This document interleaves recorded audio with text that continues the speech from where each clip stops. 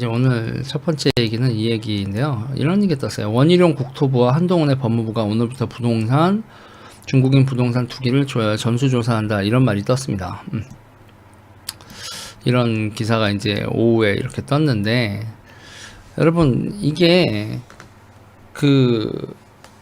중국인들이 뭐 전체에서 차지하는 양이 별로 많지 않다. 뭐 내지는 뭐 이런 식으로 변화하는 게 있고, 중국인 때문에 부동산 가격이 올랐다 이런 이렇게 프레이밍하는 거는 중국인 혐오다 이런 비판을 제가 좀 받아요. 근데 제가 이 비판을 받는데, 대한민국 국민들 같은 경우에는 호구 조사가 가능하죠. 그러니까 우리가 아파트 살 때 규제와 관련돼서 첫 번째가 세대잖아요. 세대 규제를 받잖아요. 그러면 그 세대원이 누구인지에 대한 정보가 정확히 알아야 됩니다.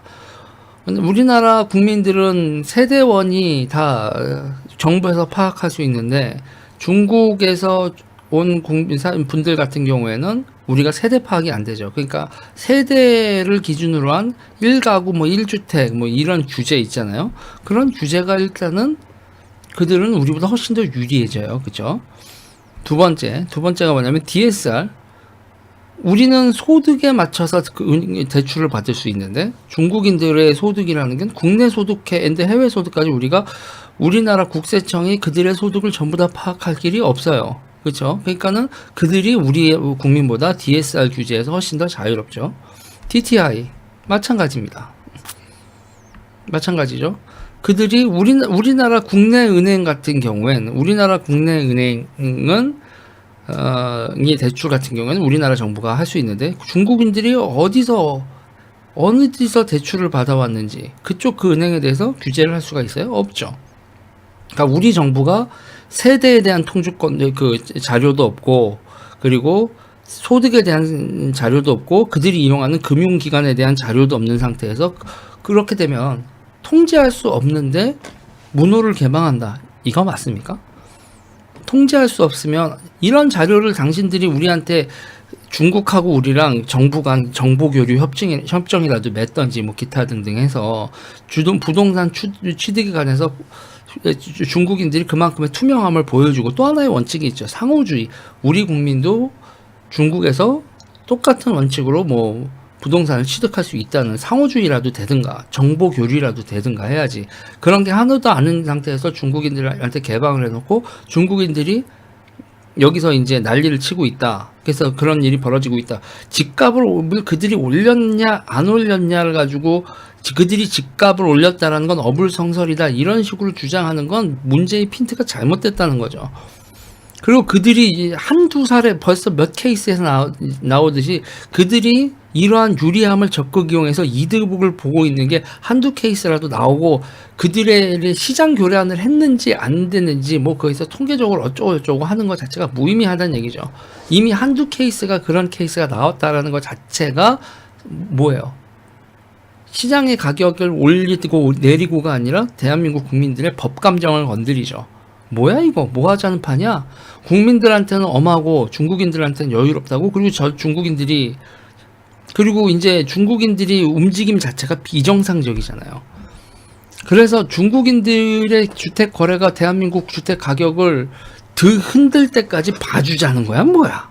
징후가 발견됐으면 바로 조사를 가야죠. 그래서 전체 외국인들이 취득한 아파트 중에서 거래 아파트가 아니라요, 외국인 거래 아파트 중에서 중국인이 취득한 게 60% 수도권이요.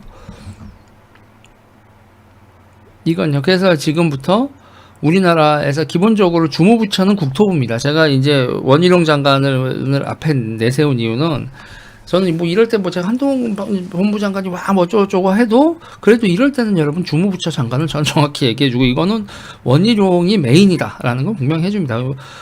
국토부가 메인 주무부처고, 부동산 관련돼서 그거에 대해서 태스크포스 팀의 중심엔 국토부가 있는 거고, 거기에 법무부, 국세청, 관세청 이렇게 다 붙는 거죠. 이게 국세청, 관세청이 붙는 이유가 알겠죠, 여러분? 그리고 이제 금융감독기관 같은 경우에도 붙어줘야 되는데, 금융감독기관이 중국의 금융기관에 대한 어떤 통제력이 없기 때문에 뭐 별로 의미는 없는 것 같고, 아무튼 국토부, 법무부, 국세청, 관세청이 4개월간 기획조사를 실시한다. 그래서 이들이 얼마나 우리나라에서 불법적인 일을 했는지에 대한 조사를 하는데 지금 현재 이제 눈에 걸리는 것만 1000건 이상이 것이 이거 뭐지? 이렇게 지금 나오고 있다고 합니다. 중국인뿐만 아니라 다른 외국인들까지도 전부 다 같이 조사를 하는데 주로 문제가 있는 거래가 있잖아요. 그래서 미국인 같은 경우도 보니까 중국계 미국인이더만 뭐 이런 게 그러니까 이 부동산에 대해서 아주 환장을 하는 이 동북아시아 국가들의 특징이죠.